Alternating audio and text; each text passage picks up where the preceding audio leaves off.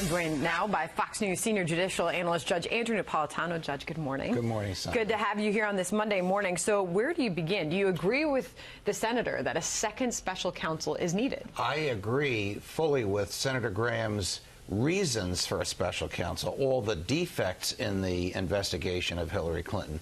The evidence of her guilt is absolutely overwhelming, and yet it was never presented to a grand jury. But I disagree on the need for a special counsel. I have a bias against them. I think they're dangerous. Justice Scalia warned, dissenting in an opinion which upheld their constitutionality, that they basically are free agents, unanswerable to the people, separated from the hierarchy of the Justice Department. They do what they want. But the rule specifying special counsel says you appoint one when there's a conflict of interest between the head of the DOJ, the Attorney General, and the target of the investigation.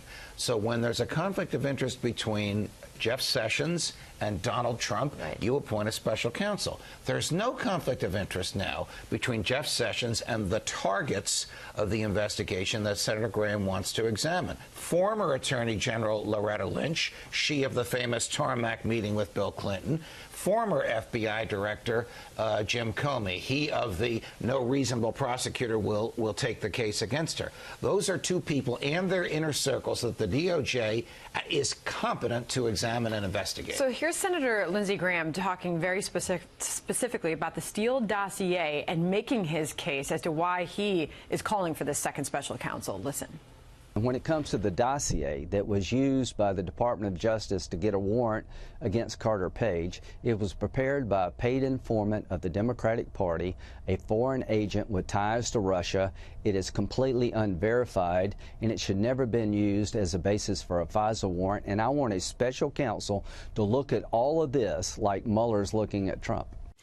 Well, listen, FISA has been a sore on the Constitution since 1978 when it was first enacted. The whole purpose of FISA was to enable that's the statute that allows the government to go to a secret court and get a surveillance warrant, was to allow the government to surveil foreigners in the United States who have a relationship to a foreign government. It's been turned on its head by allowing the government to surveil Americans in the United States who have no connection to a foreign government. If Senator Graham wants to investigate that, I'm all for it. I think he just wants to investigate the use of FISA against the Trump campaign.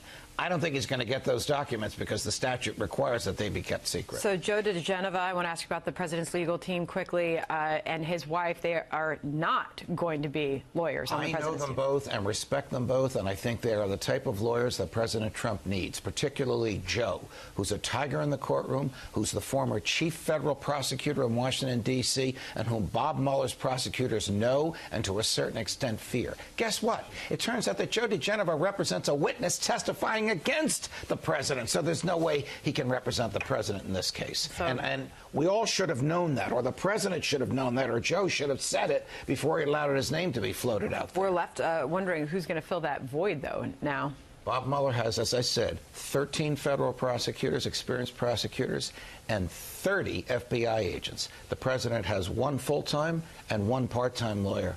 That's it. Unbelievable. Yes. Yes, it is unbelievable. He needs to take this seriously. Yeah. All right, Judge Andrew Napolitano, thank you. You're welcome. Sorry to get you all worked up on a Monday morning.